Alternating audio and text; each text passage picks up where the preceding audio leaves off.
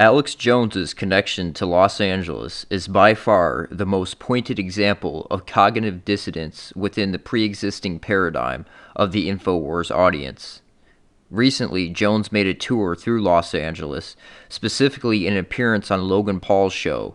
What many fail to realize is this interview was set up via the Comedy Store clique, specifically Joe Rogan, who has always talked highly of Logan, and Brendan Schaub, Rogan's pawn, is a neighbor of Logan Paul and has also appeared on his podcast. At the moment, we see the Los Angeles crowd is actively gatekeeping and discrediting the so-called conspiracies by mixing them with comedy, so they're merely perceived as entertainment, as demonstrated by the Tinfoil Hat podcast and comedy shows, which Alex Jones has also participated in. The connection to the Comedy Store is an often overlooked and ignored example, but is indeed a crucial one. Alex Jones and Joe Rogan have been friends since 1998. To many, this appears to be their only connection, just friends. But the connections run much deeper than just friends.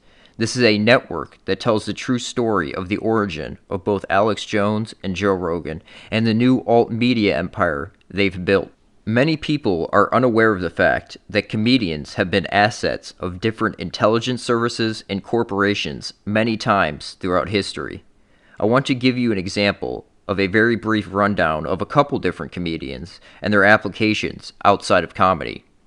Dick Gregory, a comedian, was the pawn that shared the notorious Zapruder film with the public via the late-night TV show Good Night America, hosted by Geraldo Rivera. Late-night TV shows were used in multiple applications as well. In modern times, the podcasts, such as Joe Rogan, have stepped into their previous role. As many of you know, the Zapruder film is deceptive, as well as the man who filmed it, Abraham Zapruder. All it took was a comedian to inject the controlled narrative into the public consciousness, and boom, they controlled the narrative. Very simple. The last example I want to share with you of a comedian that was used to create a narrative within the public consciousness is Bill Hicks. Shortly before he died, in 1993, he was used by the John Birch Society, which is synonymous with military intelligence, to share their narrative on the Waco siege. Bill was the one who shared the footage of the Bradley tank shooting fire into the compound with the public, creating an entirely new narrative on the Waco siege, where the government agencies were the aggressors in the situation. I feel it's also worth mentioning, in regards to Bill, around the same time period he got a show via Channel 4 in England. The idea of his show is essentially the same exact concept as Joe Rogan's podcast, to have interesting guests on to talk about a wide variety of subjects. He was meant to become a cyber shaman. His first scheduled guests included people such as Noam Chomsky and Terence McKenna. He was debating between taking this Channel 4 show or starting his own show via public access TV as a new Rush Limbaugh type character. The work of right-wing top Israeli propagandist Alex Jones, including a number of documentaries like Endgame, Blueprint for Global Enslavement, and New World Order, as well as his book, The Answer to 1984 is 1776, were distributed and published by Satanist Crowleyite Richard Metzger's Disinformation Company, a company that connects techno-pagans and transhumanists. Here, we begin to see the deeper connections between Joe Rogan and Alex Jones. Alex and Joe are both connected to the Disinformation Company. Take note of the name. They tell you exactly what they're doing in the name. Matt Staggs, listed as a key person at the Disinformation Company and former host of the Disinformation podcast, is Joe Rogan's talent booker. According to Joe, it's a three-man show over at JRE. Staggs is allowed to book whatever guest he wants for whatever corporate agenda he wishes to push, as demonstrated by this clip. I sent poor Jamie. I told your booking manager, Matt Staggs, I said, send these images to Jamie and don't tell him any context. You know, and be like, what the hell is this podcast going to be on? But they lost their nose. Joe obviously had no say in booking this guest, although I do believe Rogan chooses some guests to appear on the podcast. Many are dictated by the former disinformation asset, Matt Staggs. Much more on the disinformation company later. First, I want to cover Alex Jones's network name, InfoWars. What is information warfare? The notion of information warfare covers a wide spectrum of psychological operations, from the classic Air Force concept of attacking enemy computer systems in conjunction with electronic warfare to controlling information via television and radio, all the way to memes and many concepts in between. The U.S. adaptation of information warfare originates from the future Soviet warfare theories, or revolution in military affairs, which also covers a wide spectrum of warfare, including information warfare. According to the well-respected PI who exposed the Promise software scandal, Carol Marshall, aka Sherry Seymour, claims that the work of Major General Paul Vallely and Lieutenant Colonel Michael Aquino in the early 1980s spawned the entire revolution in military affairs within the United States and its asymmetric approach to warfare, viewing new media as potential mind war operatives. In a follow-up U.S. Air Force Academy study via Air Force Space Command, we learn why warfare must become, quote, multi-dimensional. The spectrum of conflict, as portrayed in most readings, is single-dimensioned, linear, and continuous. It must be replaced by a multi-dimensional model, perhaps even nonlinear and discontinuous. Topological mathematicians would call it a manifold, hence the name conflict manifold. Its primary characteristic is multidimensionality. This is synonymous with the idea of nonlinear warfare coming out of Russia. Aquino was deeply involved in what has been called the Revolution in Military Affairs, RMA, the future Soviet warfare theories. The introduction of the most kooky, quote, third wave New Age ideas into military long range planning, which introduced such notions as information warfare and cyber warfare into the Pentagon's lexicon. In the early 1980s, at the same time Heidi and Alvin Toffler were spinning their Tavistock third wave utopian claptrap to some top Air Force brass, Aquino and another U.S. Army colonel at the time, Paul Vallely, were co-authoring an article for Military Review. Mind War was one of the papers created in the early 80s by Michael Aquino and Paul Vallely that spawned the application of future Soviet warfare theories into the Pentagon. Mind War, in conjunction with information warfare, is exactly what Alex Jones's operation is.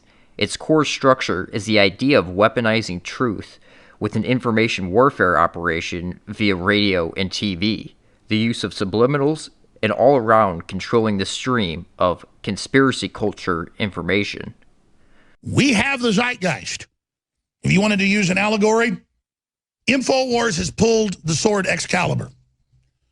Others can't pull it. We pulled it. Trump pulled it. You pulled it. But if you don't use Excalibur, it's worthless. I am using Excalibur. Doesn't mean I'm perfect. Doesn't mean I'm not going to make mistakes or stumble or fall.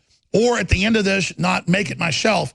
But the new republic, the rebirth, will be launched. That's what it's all about. All right. Boy, you know, Scott Adams, CNN is losing the mind war. I have some smart advisors, but I do what I think I should do. They've begged me not to tell you this. But I will, because my weapon is the truth.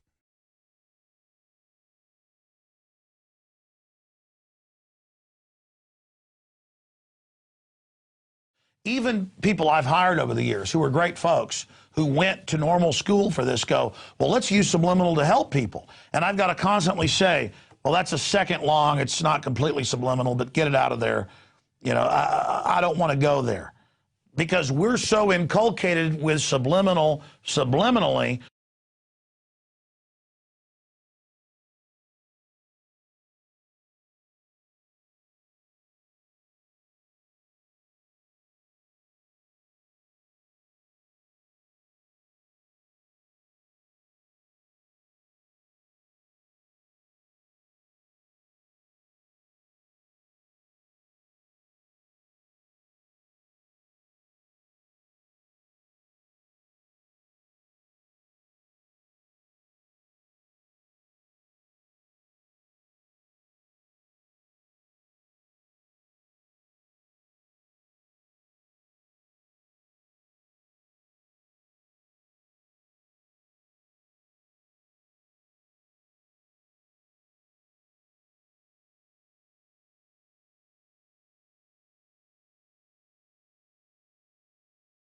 And now you see, look at that. That's InfoWars. Wow.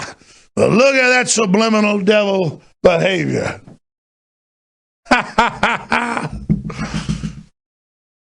Then they'll say, Mind War, according to Lieutenant Colonel Aquino, was inspired by studies carried out at the Esalen Institute, which was Soviet-dominated as well, and the origin of much of the New Age culture, which ties in perfectly with the disinformation company agenda.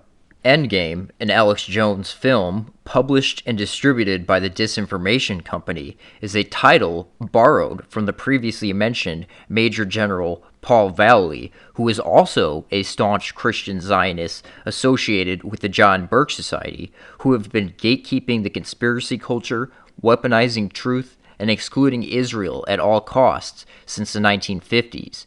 Major General Vallely is a supporter of the Jerusalem Summit organization, which is all about relocating and resettling Palestinians. It is an advocate for their mission statement, which is, quote, that one of the objectives of Israel's divinely inspired rebirth is to make it the center of the new unity of all nations, which will lead to an era of peace and prosperity foretold by the prophets, which is the whole Supreme Court of mankind, Israel dictating the world from Jerusalem idea, which is the real New World Order. Revolution in military affairs was included in the notorious Project for the New American Century document, and was certainly ramped up post 9/11. As this clip demonstrates, Alex Jones believes it will be a new American century, which really means a new Israeli-dominated American century. It's a sellout to China. The globalists bet everything on China. It's not going to be the Chinese century. It's going to be the new American century. It's going to be the new American century. I want to get into some information about the main man who first introduced the future Soviet warfare theories, revolution in military affairs, and coined the term InfoWars. It is worth covering Aquino's bio because he's certainly one of the most interesting and deceptive military men of modern times, in my opinion. It is also very interesting to see the Zionist Christian, which typically dominates the military, crossover with the Satanist occultism dynamic between Michael Aquino and Paul Vallely, working together, side by side, to introduce radical new Soviet ideas into the Pentagon. After a year with the 1st Squadron, 17th Cavalry, 82nd Airborne Division, Michael Aquino completed the PSYOP officer course at the John F. Kennedy Special Warfare School at Fort Bragg, in which he was among select students cross-trained with Concurrent Special Forces officer course. During 1968 to 1970, he was assigned to the 6th PSYOP Battalion, 4th Group in Vietnam. As HA Command and Control Team Leader, he was responsible for both tactical teams in combat operations and audio-visual teams in civil operations and Revolutionary Department Support Program, and he flew numerous PSYOP air support missions throughout Corps Tactical Zone with both U.S. Air Force and Army aviation.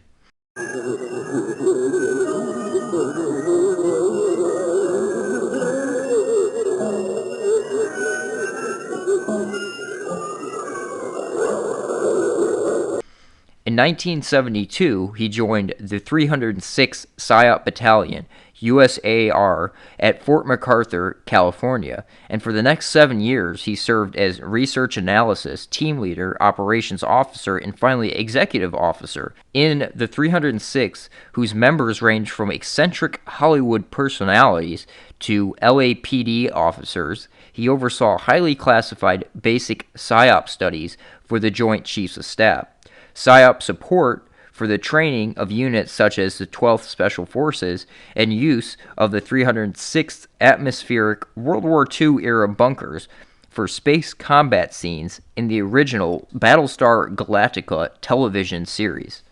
In 1976, he was selected for Foreign Area Officer Career Program, completed that qualification at the Special Warfare Center and Central Intelligence Agency during the next 3 years, and participated in NATO REF RGER exercise as a Western Europe specialist.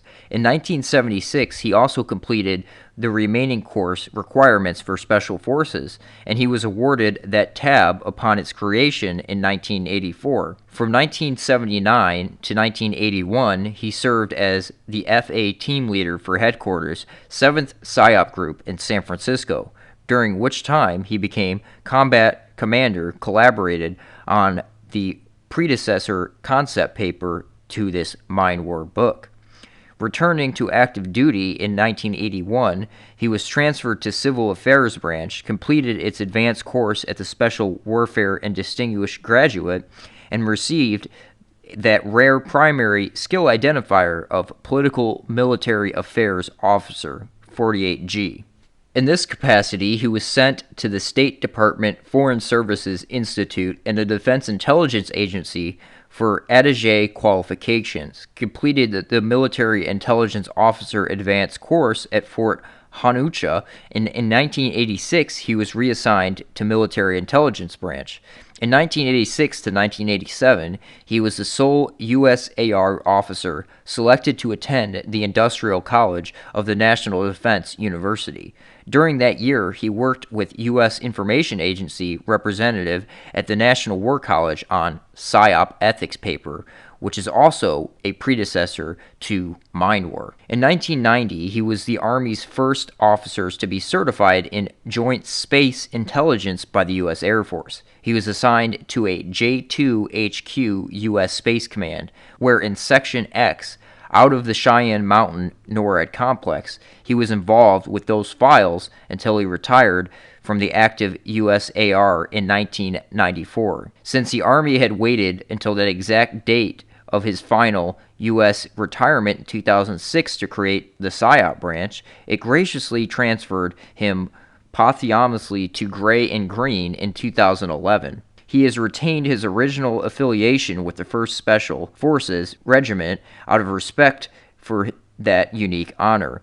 American decorations include Bronze Star, Meteorist Service Air Medal, 3 Army Commendation Medals, 2 Air Force Reserve Attachment Medals, Parachutist Badge, Special Forces Tab, and U.S. Air Force Space and Missile Badge. Vietnamese decorations include Gallantry Cross, Psychological Warfare Medal, and Air Services Medal. Academically, he received the Ph.D. in Political Sciences from the University of California in 1980 and the M.P.A. in National Resources Management from George Washington University in 1987. He taught as an adjunct professor of political science at Golden Gate University from 1980 to 86. Professionally, he is a member of the Special Forces, PSYOP, Civil Affairs, Foreign Intelligence Officer, Air and Space Missile Defense Associations. After the conclusion of his U.S. government service, the Constitution permitted him to be recognized by Scotland's Lord Linden King of Arms as the current Baron of Rogen. Lieutenant Colonel Aquino's occult bio is equally as important, given how the Disinformation Company ties in with the same exact occult networks.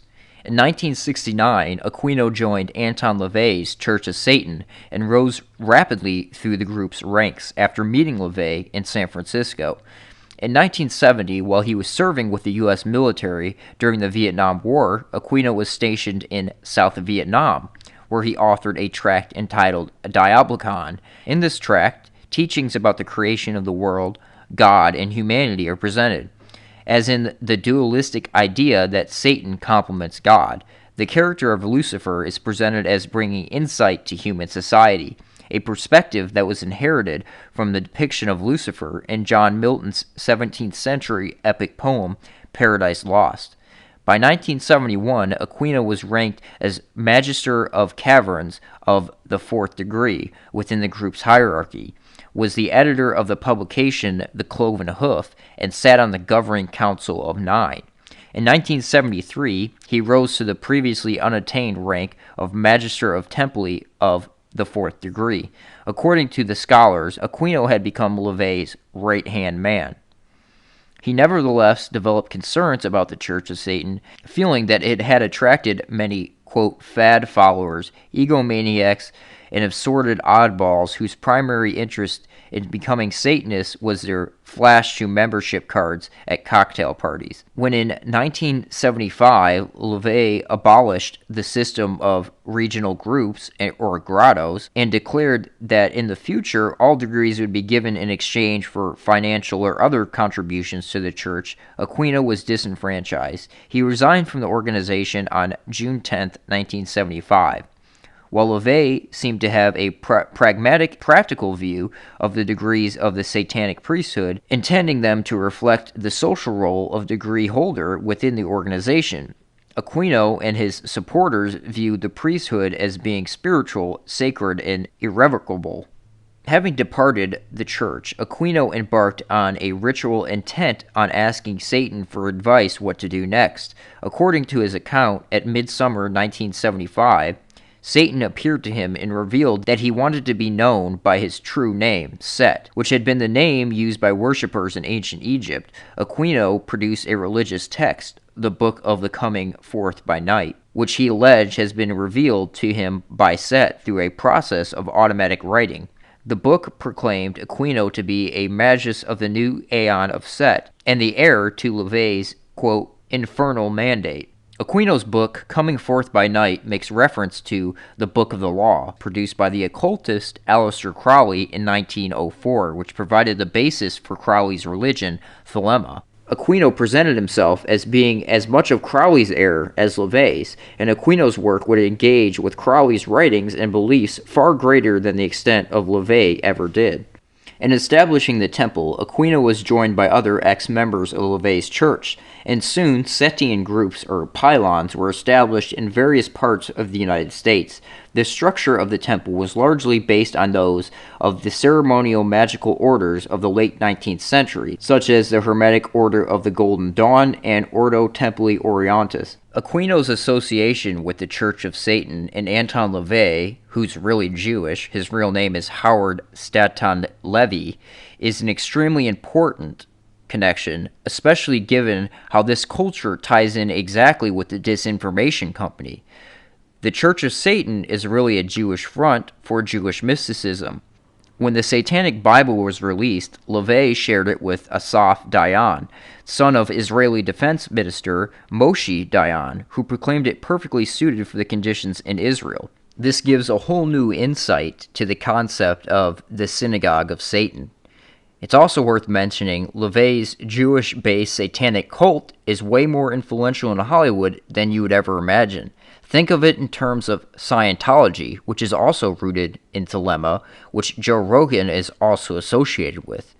It's a way to rope the Goy and Shiksa actresses and actors into the cult while utilizing mind control and abuse. Joe Rogan has attended Anton LaVey's grandson's satanic wedding. Rogan's view of religion and his philosophy of life is essentially one of a Satanist, regardless of if he publicly declares it or not. Back to the dubious disinformation company. Richard Metzger was the host of the TV show Disinformation, the Disinformation Company, and its website disinfo.com, featuring the tagline, "Everything you know is wrong," that focused on current affairs, titles, and seeks to expose alleged conspiracy theories, occultism, politics, news oddities, and purported disinformation. Metzger admits that from an early age he identified himself as a, quote, warlock, and that through a careful study of Kenneth Anger's work, through his influence, in part, I continued to move forward, combining my career ambitions of working in film, television, and publishing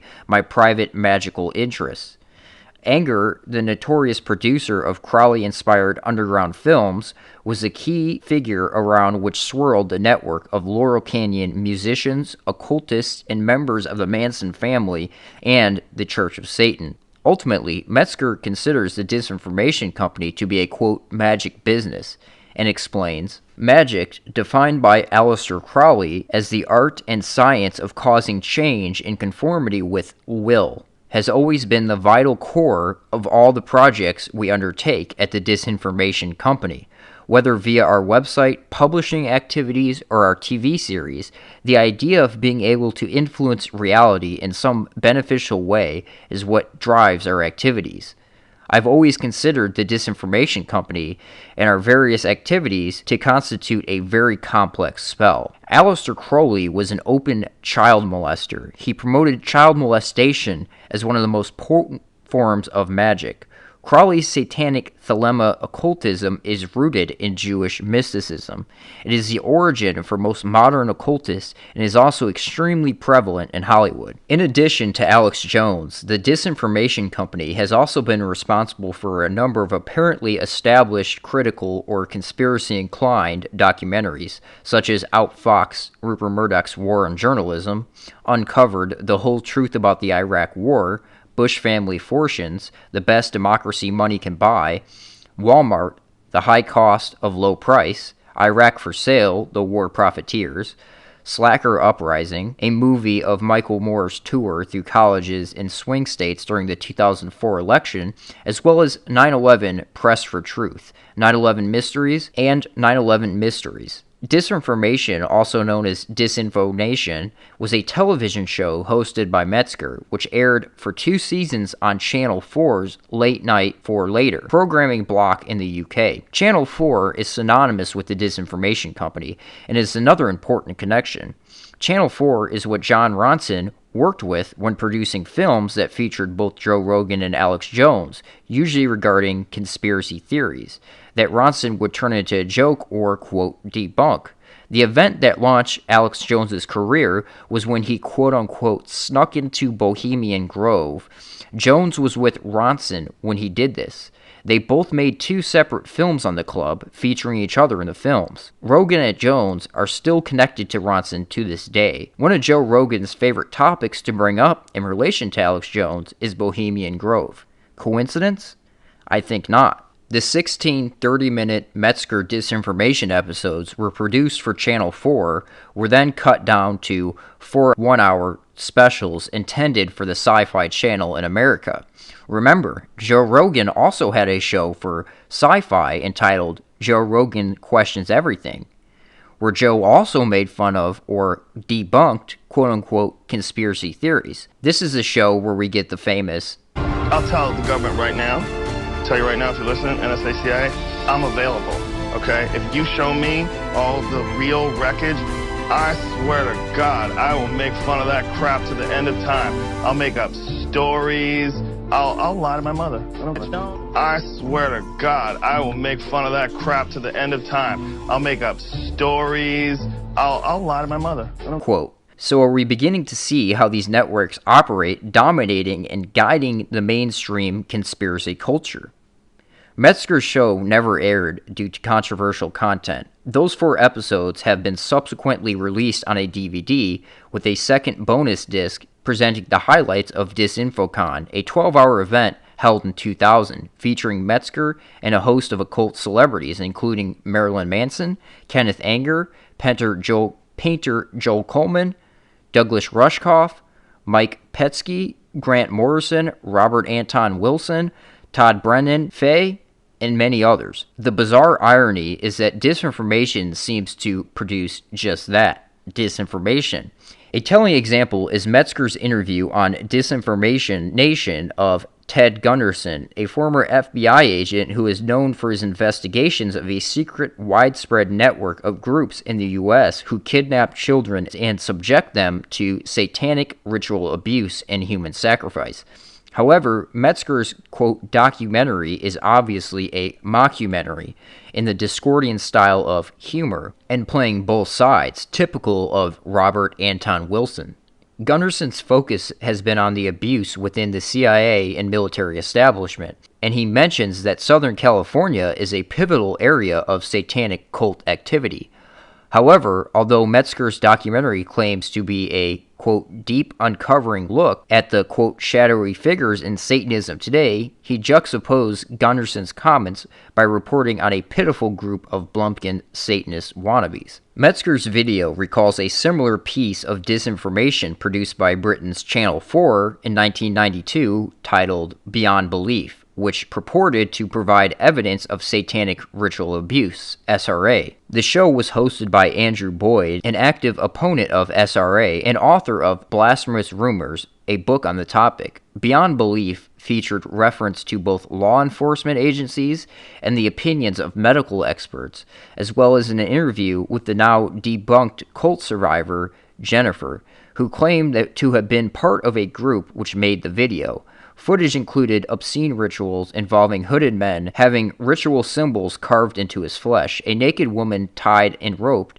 and an apparent abortion on other restrained and possibly drugged women. Another scene shows a young teenage girl tied up and involved in a violent sexual act. These sequences are interposed with shots of explicit sex, human skulls, and satanic symbols. However, the footage turned out to have been that of an earlier experimental film created slightly less than a decade earlier by Genesis P. Ordbridge, Three Temples of Sidechick Youth, founded by Genesis P. Ordbridge, who are the forefront of techno-paganism that underlies the philosophy of transhumanism. TOPY are an offshoot of the Illuminants of Thantaros, a society devoted to the practice of chaos magic, to which belongs Robert Anton Wilson, Timothy Leary, William S. Burroughs, who was a friend of P. Ordridge. Additionally, the footage itself had been practically funded during the 1980s by Channel 4, used previously as part of a program on experimental British cinema, as an element of various performances by associated bands including P. Ordridge experimental band Sidechick TV.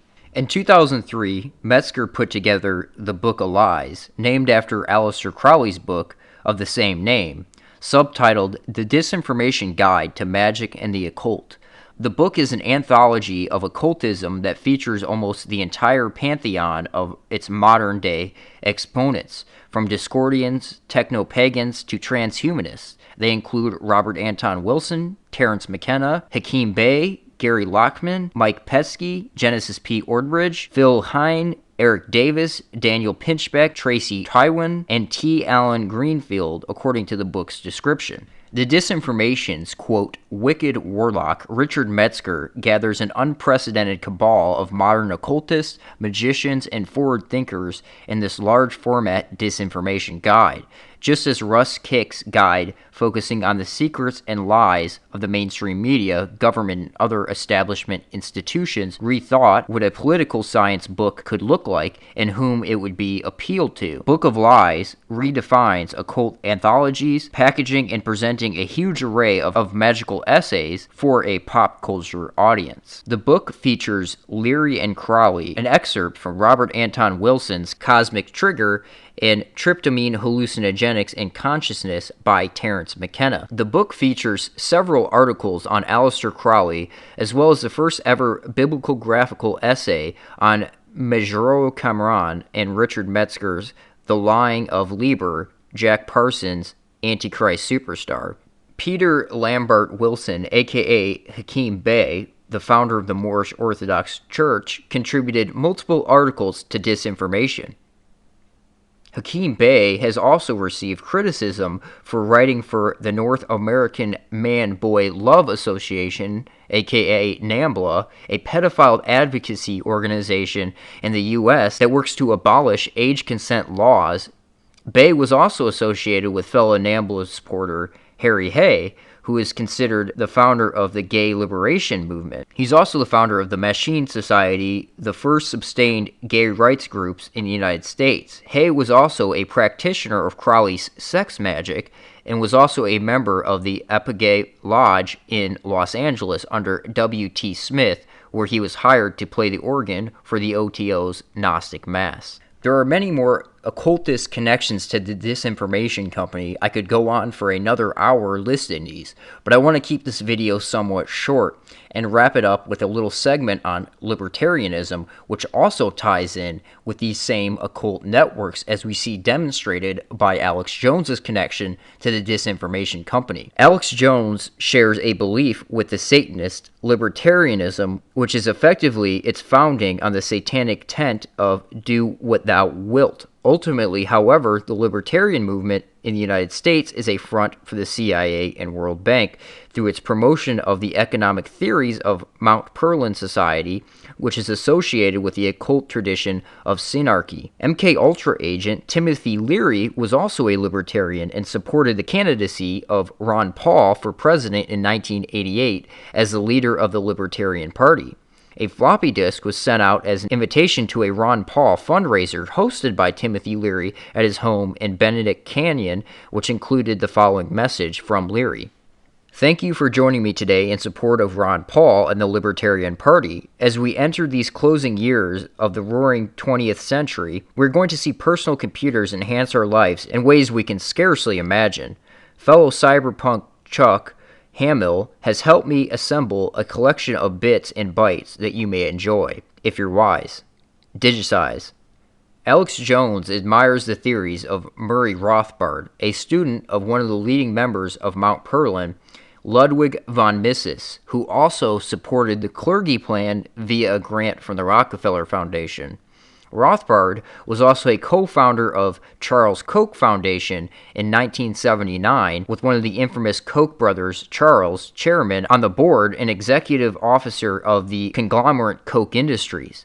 David Koch ran as a Libertarian vice president candidate in 1980. In 1976, Charles Koch Foundation changed its name to the Cato Institute, which serves as a libertarian think tank headquartered in Washington, D.C. According to the 2011 Go to Think Tank Index Report, Think Tanks and Civil Societies Program, University of Pennsylvania, Cato is number 14 in the top 30 worldwide think tanks and number 6 in the top 50 United States think tanks. Cato also operates libertarianism.org, which features, among others, the writings of Rothbard, Robert Anton Wilson, won the Prometheus Hall of Fame Award, designed to honor classic libertarian fiction. Todd Brandon Fay, who is a guest at DisinfoCon, had been featured in the pages of right-wing, quote, conspiracy sites like Ron Paul's associates LouRockwell.com, as well as Patriotist.com and LibertyForum.org. A longtime writer of the Ether Zone, in or about 1989, Fay was introduced to LSD and ended up infiltrating a group surrounding Captain Al Hubbard, the so-called Johnny Appleseed of LSD, who closely worked with Aldous Huxley in MKUltra. Fay became best known for Wisdom's Maw, the acid novel, a fictionalization of the CIA's MKUltra acid tests and their influence on the 60s counterculture. The book got rave reviews in the Village Voice, High Times, and a number of underground magazines, and gained the attention of cyberpunk personalities like Grateful Dead lyricist John Perry Barlow and Are You Serious, who is associated with Metzger. Fay boasts of having read the John Burke Society, Gary Allen's None Dare Call It a Conspiracy book under the influence of LSD, and then he joined the John Burke Society, though he continued to use psychedelic drugs. Fay had worked as a spy for the Defense Intelligence Agency's Chief General Daniel O. Graham, and served as an aide to the CIA agent Theodore L. Ted Hume's Division of Slavic Languages, who had worked with William F. Buckley in Japan against North Korea and China. Fay had also worked with Major General John K. Singlub, an ex-OSS officer and the head of the notorious Phoenix program in Vietnam, which Aquino was also associated with, which Alex Jones has had John K. Singlub on his show multiple times. Fay worked with Singlub within the World Anti-Communist League, a CIA front with ties to the John Burke Society through the Western Goals Foundation. Western Goals was a private intelligence dissemination network active on the right wing in the United States. Western Goals was also associated with Reinhard Gehlen, with whom they shared a connection with the Order of the Knights of Malta. Western Goals was finally wound up in 1986 with the Tower Commission revealed that it had been part of the Iran-Contra funding network. Oliver North identified the Western Goals founder John Singlub as its liaison to the White House. Singlub, along with John Burke Society members like J. Peter Grace, were also members of the Council for National Policy, which has been endorsed by Alex Jones. It was mainly through the backing of the CMP that the John Burke Society's rabid opposition to the so-called communist conspiracy, which they always left the Jewish element out of this conspiracy, assisted in the rise of the popularity of Ron Paul and the Tea Party, who spearheaded the cause of libertarian ideals. Although the John Birch Society attributed the root of such a conspiracy to the CFR, the early leadership of CMP was comprised of members of the CFR, including Peter Grace.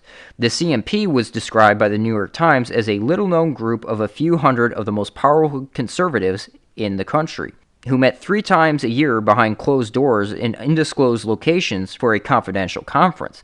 Now, I have done a lot of work on the John Birch Society, and I have some notes typed up on a scribed document that I will link in the description. I strongly suggest that you check this out, along with my other videos on the subject. CFR member Jesse Helms was also a key figure in founding the CMP. A 33-degree Mason, Helms played a role in the development of the Christian right, and also was a founding member of the Moral Majority in 1979. Helms was close with Billy Graham, as well as Pat Buchanan and Jerry Falwell, who also were members of the CMP. Among CMP founding members were Senator Trent Lott, former U.S. Attorneys Generals Ed Massey, John Ashcroft, Lieutenant Colonel Oliver North, a philanthropist Elsie Prince, mother of Eric Prince, and the founder of Blackwater USA. Again, I stress you check out my document, which lists all the CMP connections to Trump. There are numerous connections through the Trump administration. Thank you for listening. Please like and share this video. I believe this is crucial information, and you guys have a good one.